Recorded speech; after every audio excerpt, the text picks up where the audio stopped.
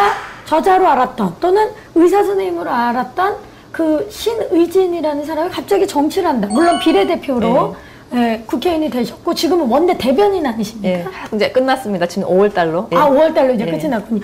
그러니까 그런 모습을 보면서 갑자기 정치인 좀 의아해하신 분들이 있었거든요. 소아정신과 의사로서요. 학교폭력 현장에 항상 진료를 해야 되는 입장이면 야 어떻게 제도가 하나도 없냐. 이거 완전히 피해자보다는 가해자가 더 떵떵 큰 소리를 칩니다. 교육청에 고발할 거야 막까지 나가요.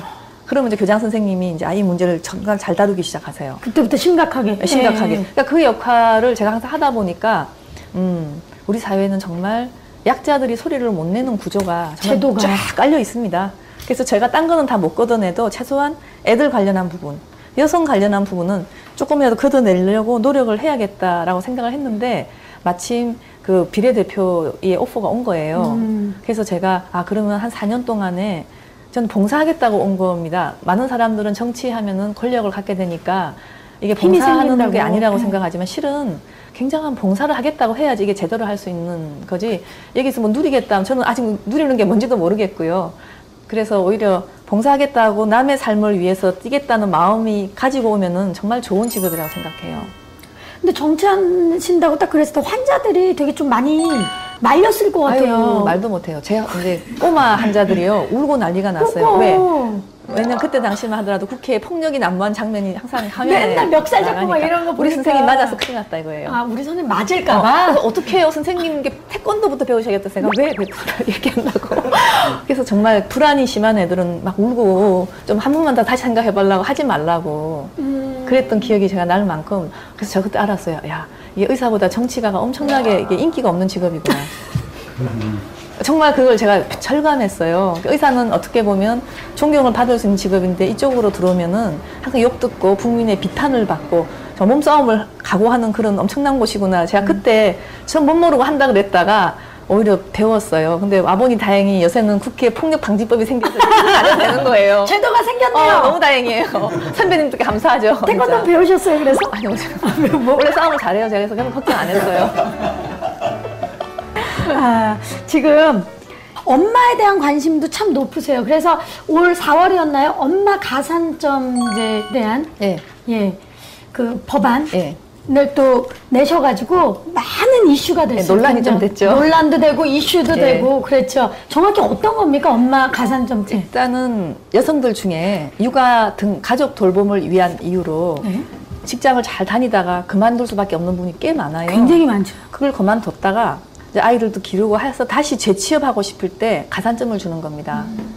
근데 이제 우리 사회에서는 어떤 특정 부류에게 가산점을 주는 걸 굉장히 싫어하는 좀 획일적인 그런 문화가 있습니다. 그래서 논란이 많이 됐어요. 왜 일하는 여성한테만 주냐부터 시작을 해서 심지어 그럼 결혼 안 하고 아이 없는 사람들은 억울한 거 아니냐라고 해서 오히려 반대파가 여성 내부에서도 상당히 많이 있었어요. 여성 내부에서도. 그래서 제가 그런 분들한테는 당신들은 육아로 인해서 최소한 손해는 안 보지 않았느냐. 그걸로 경력 단절이 안 되지 않았느냐. 손해를 그것 때문에 본 사람을 예를 들면 조금 더 그것도 많이 주는 것도 아니고 조금 더 주는 것이 2%. 그럼요. 그 사람들을 그 쉽게 엄마됨을 자랑스러워하고 그때 일을 그만두더라도 다시 할 수 있는 희망을 주는 게 얼마나 중요하겠느냐. 나는 그런 취지다라고 설명을 했지만 그만큼 제가 이제 여성들이 결국은 아까 행복해야 아이들 잘 기르는데 사람의 행복 중에 큰 부분이 저는 사회와 함께 하는 거라고 생각을 합니다. 우리 그 인도의 간디도 그런 말을 한 적이 있어요. 당신이 하는 일은 중요하지 않을 수 있으나 당신이 일을 한다는 건 너무 중요하다. 그렇죠. 정말 중요하죠. 그래서 저는 여성들이 일정 또 가족 돌봄으로 인해서 했다가 나와서 또 사회의 한 일원이 돼서 자기 성장을 개선할 수 있게끔 사회가 열려야 진정한 선진 사회라고 생각하기 때문에 저는 계속 그쪽에도 신경을 많이 쓸 겁니다. 사실 의사분은 환자가 어떤 증상을 가지고 뭐 그것만 낫게 해주면 되니까 굉장히 좁아요. 좁고 집중해서 하는데 정치는 모든 사람을 다 아울러야 되죠. 아울러야 되잖아요. 그래서 굉장히 같기도 하면서 다를 것 같아요. 어떤 점이 가장 비슷하고 다른가요? 가장 의사랑 비슷한 점은요. 정치와 의사. 남을 위해 살아야 됩니다. 남을 위해 살아야 되는데 상당히 물론 다른 직업도 그렇겠지만 특히나 그래요. 이거는 남의 기쁨이 나의 기쁨이 돼야 돼요. 그렇죠. 그 점은 상당히 유사해서 그 의사의 봉사 정신을 확장시키는 데는 도움됐고 또 하나는 체력이 몹시 좋아야 됩니다. 둘 다 맞아요. 체력이 보통이 아니라야 됩니다. 정말 다른 점은 아까도 이게 좁게 확 가야 되고 의사들은 쉽게 가면은 평소에 삶도요 거의 수도사처럼 이러고 살아야 돼요.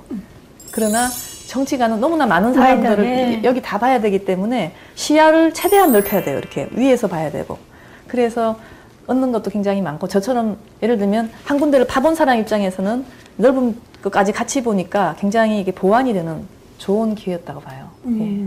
자, 그럼 마지막으로 네. 지금 이 시대 모든 대한민국 워킹맘들에게 사실 워킹맘들 육아에 힘든데도 회사 가서 똑같이 일을 해야 되기 때문에 뭐 2배, 3배, 4배 힘들 수 있잖아요. 그 워킹맘들한테 선배로서 조언 한마디 해주시죠. 일단 어려운 시기 영원히 가는 거 아닙니다. 길어야 10에서 15년이거든요. 되게 긴데요. 우리 인생 90년 사는 거 아닙니까, 앞으로. 그리고 굉장히 그 일은 가치로운 일이거든요. 자녀를 기르고, 또 직장에서 또 업적을 이루고, 대한민국을 먹여 살리고, 이건 너무 중요한 일이니까, 그 15년, 또 젊잖아요, 아직은. 그쵸. 이 시기 지나면은 또 다른 삶이 오더라고요. 그러니까 이 고통이 영원히 계속되는 거 아니니까, 딱 한정된다고 생각하면은 버틸 수 있을 것 같아요. 그래서 그 시기를 현명하게 지나시고, 왠지 이제 내 아들, 내 딸을 위한 좋은 법안을 만들어 주실 거라는 그런 안심이 들어서 기분 좋게 오늘 인터뷰 마무리할 수 있을 것 열심히 같아요. 하겠습니다. 네, 지금까지 신의진 의원님이었습니다. 감사합니다. 네.